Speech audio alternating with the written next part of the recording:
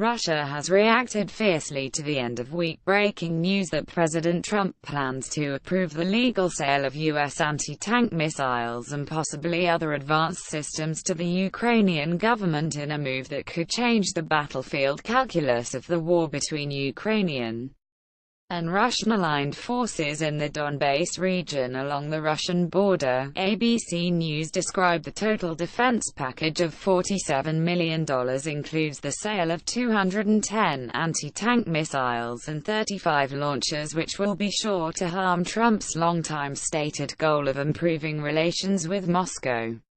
Though Kiev has long had limited access to U.S. lethal arms through private contracts with American and international arms producers, this represents a significant escalation involving the likelihood that advanced U.S. systems would be used directly on Russian-aligned militias in the eastern Donbass region and potentially Russian forces along the border. Up until now, the White House has been reluctant to escalate the war so openly, as it did when it supplied anti-acid fighters in Syria with sophisticated TOW anti-tank missiles. While the U.S. State Department claims the move is defensive in nature, Russian Deputy Foreign Minister Sergei Ryabkov charged the U.S. with deliberately crossing the line and pushing the Ukrainian authorities towards new bloodshed, adding that American weapons can lead to new victims. Ukrainian army soldiers perform a weapons exercise at a training ground outside Lviv, western Ukraine, Thursday, February 5, 2015. Image source app via Common Dreams. Kiev rebroadcasts are shooting at Donbass every day. They don't want to conduct peace negotiations and dream of doing away with a disobedient population. And the United States has decided to give them weapons to do that, Ryabkov said.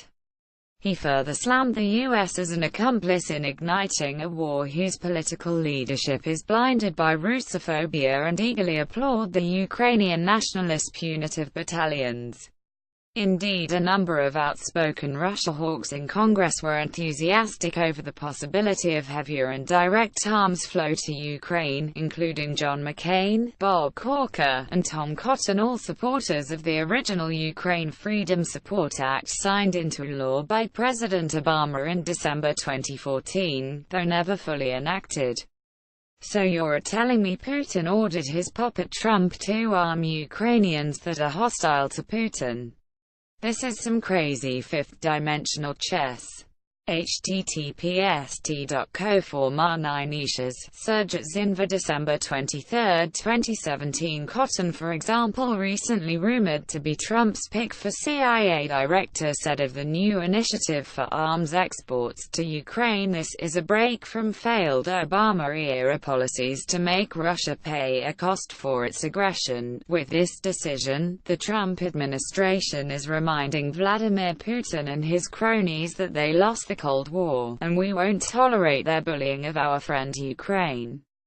But Russian leaders have warned that through the decision the U.S. may be dragged deeper into a quagmire which could result in direct confrontation with pro-Russian rebels in Ukraine's east. Alexei Pushkov, member of the Russian Senate Security Committee, told RT News that delivery of the more advanced systems like the Army's M148 Javelin portable anti-tank missile would require U.S. military advisors on the ground, which could be targeted by separatist forces. Pushkov told RT, "The U.S. has enough problems already to allow itself to be involved in adventures of the Ukrainian regime.